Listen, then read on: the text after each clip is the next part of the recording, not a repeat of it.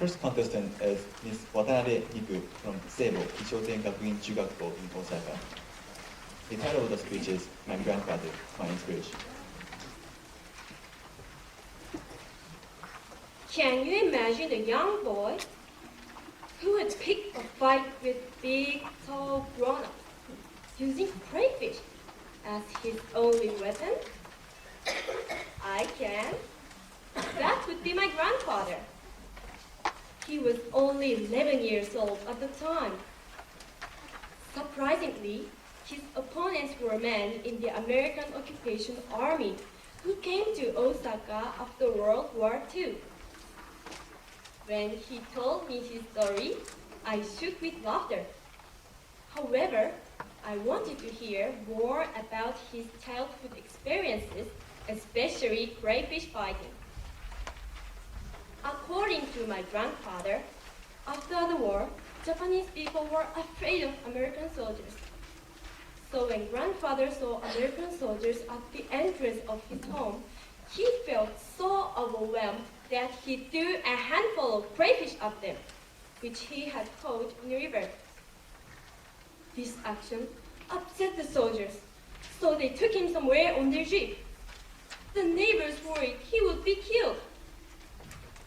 But sometime later, the soldiers drove him home safely with a lot of sweets.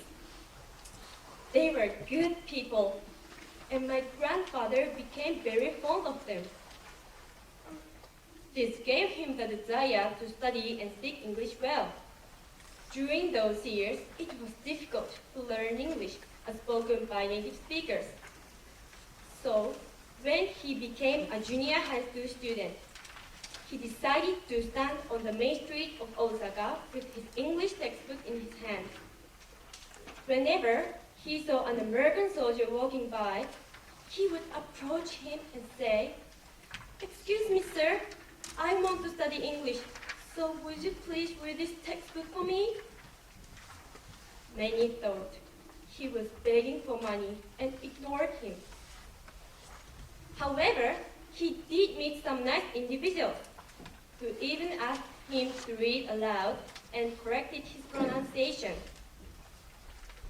I am encouraged by my grandfather's persistence to learn English. He told me that he hated wars, but not the countries nor its people. He told me a lot of things through this story. I strongly believe that it is important to learn from the past in order to live in a better future.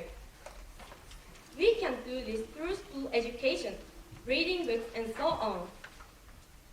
However, I think listening to the experiences of the aged is the least expensive and the most valuable form of education. So let's talk to them and ask them to tell us their stories. They are treasure boxes that we can go to for so much wisdom and inspiration. Within 10 or 15 years, it will be our turn to read their precious experiences into stories and hand them down to the younger generation. Grandfather will be 77 years old this year. I am very proud to be his granddaughter, and I hope to follow in his footsteps to build a better future for me and my fellow citizens. Thank you.